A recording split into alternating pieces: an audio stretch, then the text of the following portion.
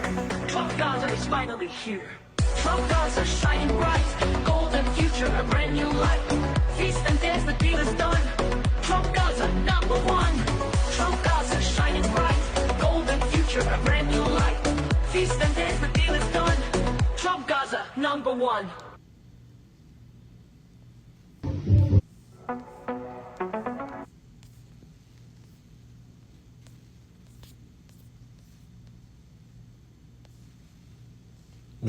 Shalom. I want to begin a lesson off by giving all praise, honor, and glory to the Heavenly Father, Yahweh, by Hashem, Yahushai, by Hashem, Harakah, double blessings and honors to the apostles and elders of Great Millstone who taught us His truth through the Spirit and power of Yahweh, by Hashem, Yahushai. Back here with another lesson, with a quick lesson, Lord willing. Going to be talking about the video I just posted on the screen concerning the Trump Gaza AI video, right?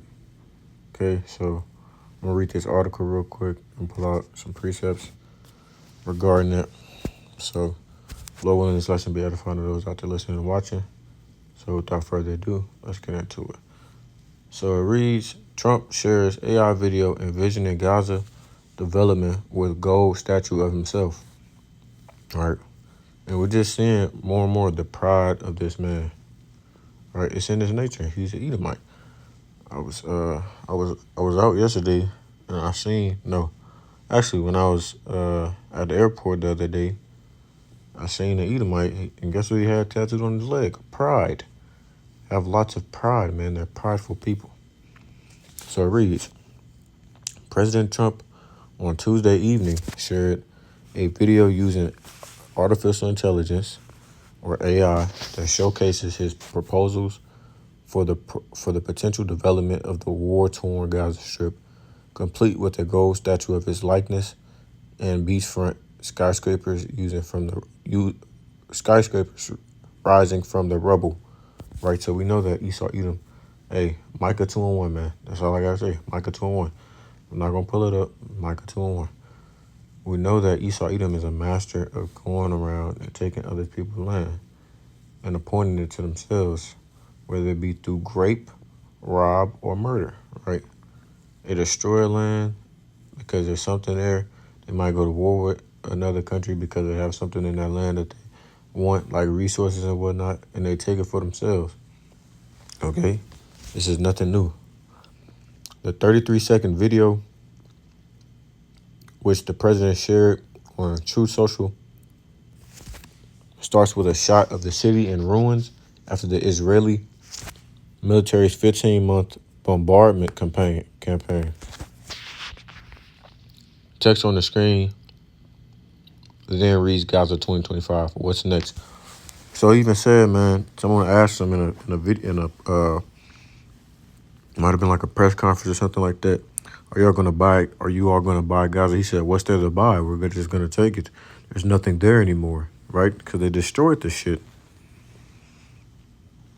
Mind-boggling. Oh, Salaki, that's not even a part of this. The AI footage then pans to a scene of presumably tech billionaire and senior advisor Elon Musk, his right-hand man, enjoying a meal and laughing as the sun shines and people dance around him. That's his right-hand man. J.D. Vance ain't his right-hand man. Right? Elon Musk has all the shine. They're both billionaires. No more tunnels, no more fear. The voice in the video sings. Trump Gaza is finally here. See? Trump Gaza shining bright, golden future, brand new light. The video also features children holding gold balloons, also made to look like Trump, in a renovated beachfront with luxury hotels and money flying in the air. It also shows a shot of a Trump Gaza building, and toward the end, the U.S. President and Israeli Prime Minister Benjamin Milikowski seem to be enjoying drinks in the sun, shirtless, right? So why are they enjoying drinks with each other? Cause like that dude from Redacted said, Clayton Morris a few months ago. This is like last year. He said Benjamin Milikowski runs America. He's the president. Joe Biden's not the president, right? They have so much influence over this country. The AI film comes as Trump has doubled down in recent weeks on a plan for the U.S. to take responsibility for the enclave currently controlled by Palestinian militant group Hamas. The president has proposed turning the strip into a Riviera of the Middle East. He has also suggested that Palestinians in be permanently relocated after the war between Israel and Hamas is over. The plan invited a bevy of criticism from Arab, American, and Muslim leaders, heads of Western countries, and leaders of nations in the Middle East. Right? How you going, you know what I'm saying, hey, destroy people's whole land, which really it's not even theirs to begin with, but this is where they're at right now. Destroy their whole land, take it for yourselves, and then push those people out somewhere else. That's exactly what they did to the natives, though. So, like I said, this is nothing new. That's what they did to Gad and Reuben. The plan invited a bevy of criticism. Okay, read that. During the interview on Fox News, Trump also suggested that the Palestinians will not have the right to return to Gaza. See? In other words, I'm talking about building a permanent place for them, because if they have to return now, it'll be years before you could ever. It's not habitable. Okay, I remember him saying that too. And he's basically saying, like, my thing is this: how you gonna say that, but then you're building it up for another group of people to come in and live in it, right? Hey, like I said, man, this is nothing new. They did the same shit to the natives. They put them on reservations. Israel and Hamas are currently under a fragile ceasefire agreement, which brought an end to the conflict that began on October 7th, 2023, which they still was warring with each other after the ceasefire. The ceasefire was just allowing them to get back POWs, prisoners of war and whatnot, people that they had in their holding. They just released some of those people. The second phase of the deal is expected to begin soon after the remaining hostages and Palestinians prisoners are exchanged, like I said. So now this is gonna be my thumbnail too. That picture is gonna be my thumbnail. Look at this nigga, man. Pride, bro. Pride, man. It's right there. You want to be worshipped like a god. Okay. The real Lord, Yahweh, by Hashem Yahweh Shai, our lords are going to show you. They're going to humble your ass. Right? So, this is Daniel 5:18. He thinks he has power. O thou king, the most high power, gave Nebuchadnezzar thy father a kingdom, and majesty and glory and honor. So the Lord gave you all these things. You didn't just get it on your own. It's because the Lord is allowing you to do it. Until he doesn't allow you to do it anymore, just like that, it's going to be taken from you, right? And for the majesty that he gave him, all people, nations, and languages trembled and feared before him, whom he would he slew, and whom he would he kept alive, and whom he would he set up, and whom he would he put down. So we're not even at that point yet where Donald Trump has expressed that type of power or whatnot. But hey, just know when shit hits the fan, when shit get popping off, he's gonna start sending them soldiers out and giving them orders to do shit like this. But when his heart, meaning mind, was lifted up and his mind hardened in pride, he was disposed from his kingly throne, and they took him and his glory from him. So as soon as he started getting big-headed, as soon as he started puffing himself up, yep, with arrogance, hey, his throne got took. And he was driven from the sons of men, so from humanity. And his heart, meaning mind, was made like the beasts. And his dwelling was with the wild asses, meaning donkeys. They fed him with grass like oxen. The Lord had him in the fields eating grass like a cow. He lost his mind. And his body was wet with the dew of heaven, till he knew that the most high God, Yahweh, ruled in the kingdom of men. Okay? So all of this shit, right? All of this antics, this showmanship this dude has, because he's a businessman at heart. All that pride, he's gonna humble your ass like he did Nebuchadnezzar, right? This nigga thought he was the shit. Everything going, I say, right? Let's read that again. And he was driven from the sons of men, and his heart was made like the beasts, and his dwelling was with the wild asses. They fed him with grass like oxen, and his body was wet with the dew of heaven, till he knew that the Most High Power ruled in the kingdom of men. Right? So the Most High Power rules in the kingdom of men. He gives it to whoever. He sets up even the basis of men over the nations. Right? Daniel 4:17. And that he appointed over it whomsoever he will. And thou his son, O Belshazzar, hast not humbled thine heart, though thou knewest all this. So his son seen all the shit that happened to his dad because of his pride. And he didn't even regard it. He still didn't humble himself, right? So let me get this.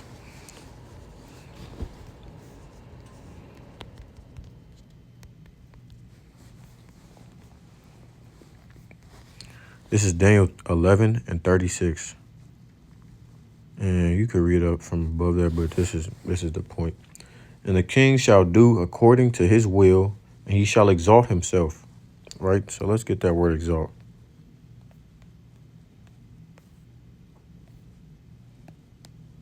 To rise up, be high, be lofty, be exalted, to be raised, be uplifted, right? He's uplifting himself. And magnify himself above every god, and shall speak marvelous things against the God of gods, and shall prosper till the indignation be complete, or shall like it be accomplished. So he's only gonna be having this type of power or reign or whatnot until, you know what I'm saying, the wrath is complete. For that is determined shall be done. So like I said in previous lessons, man, Ecclesiastes chapter 1-9, 2nd Ezra chapter 9-5, I believe. The things that have been from the beginning has always been, man. It ain't nothing new under the sun. So all the things that the Lord have planned to play out to this very moment was already, you know what I'm saying, thought of from the beginning. Right? So even though all of these things is going on in the world, hey, prophecy is still going to come to pass. Okay? They have all these plans for themselves, and you don't even know, you know what I'm saying, if you're going to make it that far. Project 2030. Okay. Let's see what the Proverbs have to say. It says Proverbs chapter 16 and verse 18. Pride goeth before destruction, and a haughty spirit before a fall. Right? And that word haughty basically means the same as pride. Height, exaltation. Yeah, same as exalting, man. Pride, excellency, height, high, loftiness, all of that. Better is it to be in a humble spirit with the lowly than to divide the spoil with the proud, right? So it's better to be in a humble spirit, man, to be in a humble thought than to be a prideful person, because this isn't the only place that it speaks on pride coming before destruction, right? A lot of things happen when you have pride, man.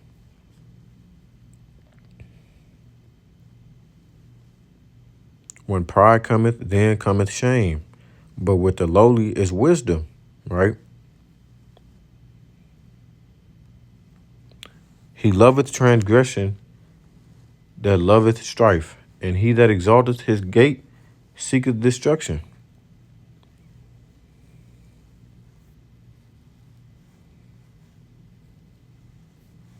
A man's pride shall bring him low, but honor shall uphold the humble in spirit.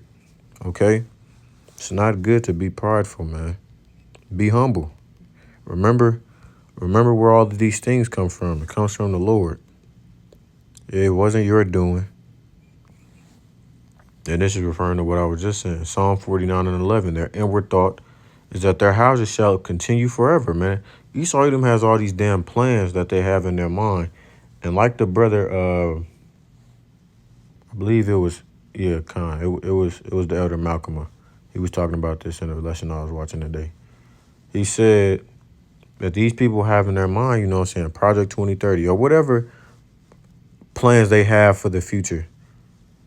They might, you know what I'm saying, in their heads, they're probably behind on those plans, right? Revelation 12 and 12, you know, the devil is coming down upon you because he knoweth that he have but a short time, right? They think that they, you know what I'm saying, they have deadlines and goals that they want to get these things done, not knowing that the Lord don't work on your timeline, right?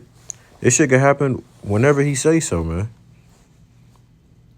Their inward thought is that their houses shall continue forever, and their dwelling places to all generations.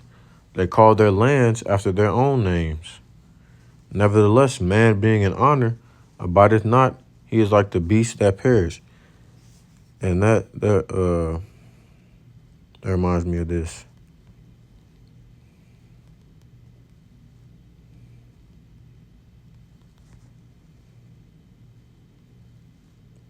He disappoints the devices of the crafty, man. The crafty, the quick-witted. He disappointed, this is Job 5 and 12. He disappointed the devices of the crafty.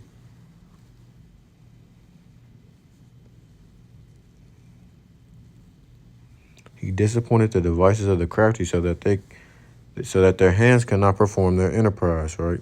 Let's get that word enterprise. Wisdom, sound, knowledge, success, sound or efficient wisdom, abiding success. Ability, support, and undertaking that which thing as it is, substance, sound, wisdom, working. So whatever they have working, anything that they want to be successful in, man, right?